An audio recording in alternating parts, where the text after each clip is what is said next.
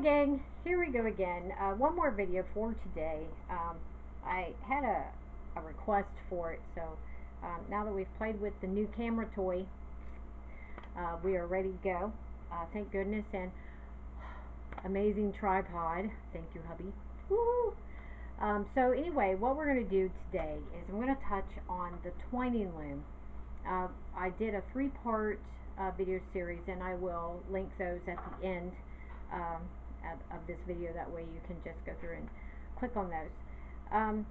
And I've had a few people who are having trouble with either corners or when they're finished with their rug, it seems to be too loose. So today I want to go over a couple things that need to be done on the twining loom. And there again, you know, when you do things all the time, there's little tips and little things that you do you really don't think of saying, and it's not until later and it's like, oh, why didn't I mention that? Well, so this is kind of a recap of those little to-dos that maybe I didn't really think was important, but to someone else it might be. I am going to go over a few things that I did in the original videos. You might have heard them before, and you may be doing these things, but there may be others who are not. Because I have seen a few twining videos, and they're just, their warping is just way too loose. So those are a few things I want to point out. So here we go. This is tips and tricks for twining. And we're going to give you a turn right over here. Now here you can see I'm doing a really short, like here to here. I don't even think this isn't a whole lot. This is perfect for like your back door or for your kitchen right by your sink. Now here's what I'm talking about on being too loose. This, you need to feel some tension here. Once you warp this up, if you start in here, let me back up so you can see what I'm talking about. If you start here and you pull down on this material, it'll loosen this side. So you can pull it and hold that, and then pull that extra here, and you keep going all the way across until you get to this end over here. And then you can start, because see there should be, see there's a little bit of bounce to this. If you can push it and go way back in there, you're way too loose to twine a rug and have it last. These rugs will last you a long time. Ours are at back doors and front doors and inside the back door, outside the back door. The Sheltie has claimed one for her personal sleeping space. But you can vacuum these rugs, you can hose them down, let them dry, and put them right back where you had them. Now, I chose this light color warp because I'm going to use this green. Now, to start, in my beginning videos, I tell you to make this loop a good size. Don't make this too tiny. You need to be able to at least get 2 fingers. If your fingers are tiny, make sure it's 3, because you're going to use this loop to your advantage. The whole purpose of having this loop like this is because you're going to anchor your rug on this corner and the opposing corner. The steel rods on the side is going to help you keep your side straight, and it's going to keep your loops interlocking. There's one on each side. I'll address the rods later. But as you're coming through, it's real important that you stay with this size loop. Don't make this too small, because when you start, we're going to come around this rod and come through this loop. Your first 2 rows is going to be really important. Now, I unfortunately got a good sized piece here. So here you go. Now hopefully, and you're going to have these little fabric straggles, they're everywhere. So you're going to do this. You have one part of the loop and the steel rod together, like this. Bring right over left. Now here's what I do. I go under here, that other loop. See, the other side of the loop. Other people don't, some just skip it. I don't. I go back over again and over the under here. It's over, under. Now the key thing is to keep this up the top. If you have really big loops up here at the top, when you take your rug off, these are going to have it's going to take them a lot longer for these to sink back into the rug, which is why you need tension on the warp. When you take this off, all these warp pieces of material, the tension's going to come off, they're all going to pull right back in, so the loops will go into the rug and hide. Here again, over, under. This is a standard weaving process. Over, under. Over, under. If you weave on a frame loom or even a piece of cardboard, the method is the same. Over, under, over, under. Now we're going to do this all the way. I'm gonna fly through here because I want you to see what's going to happen on the second row. And this makes noise. Those rods that are so important make noise. Now it's not critical that you hold a ton of tension here as long as you have it in your warp. So I am literally just I'm gonna fly through here because I made this kind of small.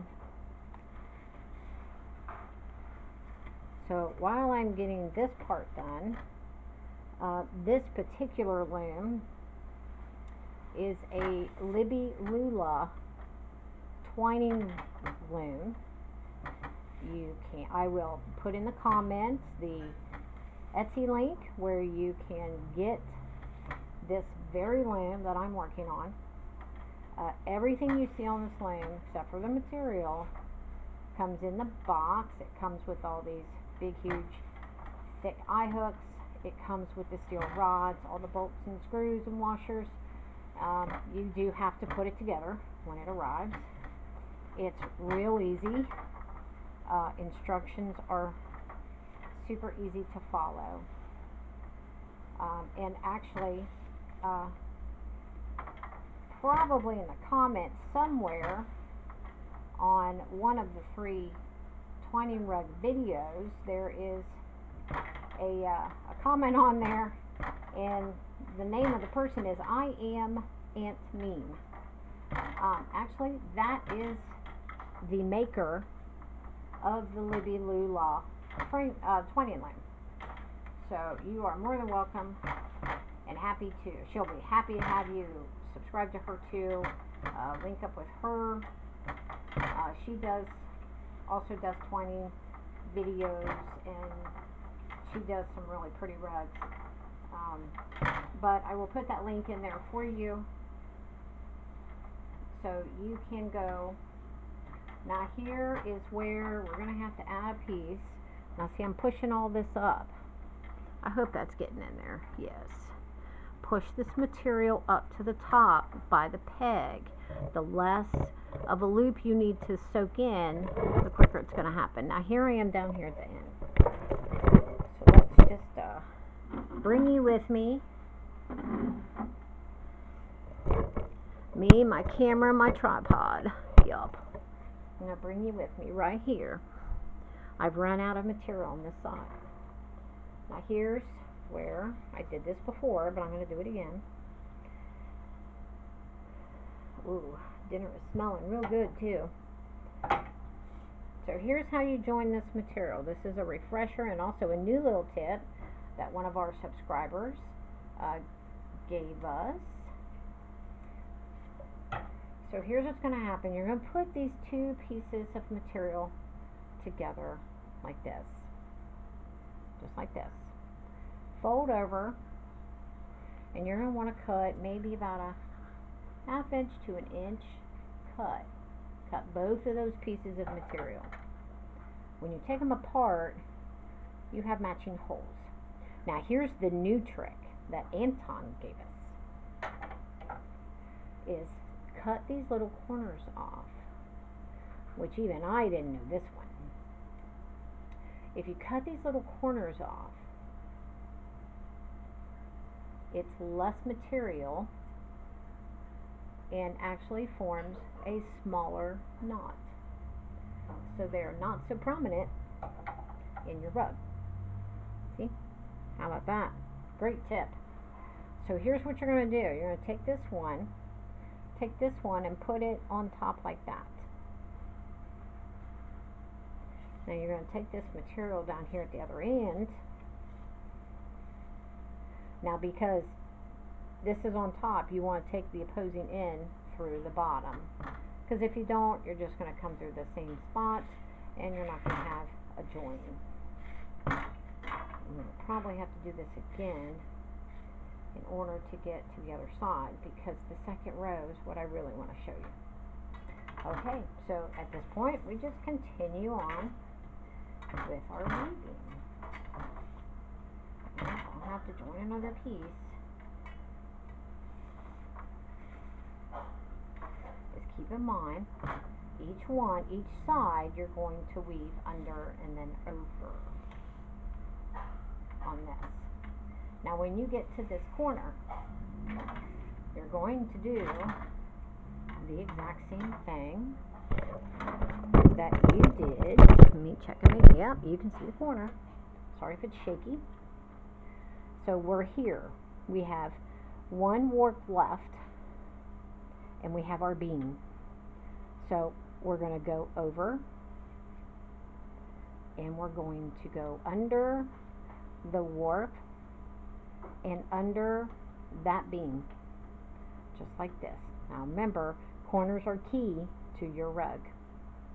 So we're going to switch like this, and we're going to come back under like this. See it? Now you can do that, or you can come over and then come back under like this. So there's two ways you can do that. It's not a dead set. Cough on something. Ah, my wheel. That ain't no good. So you can do this and then come over and then you pick up where you leave off. You see?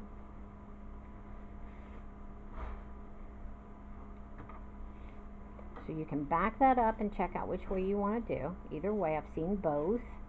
Both will work. The key thing is having this warp and the steel bar together at the same time.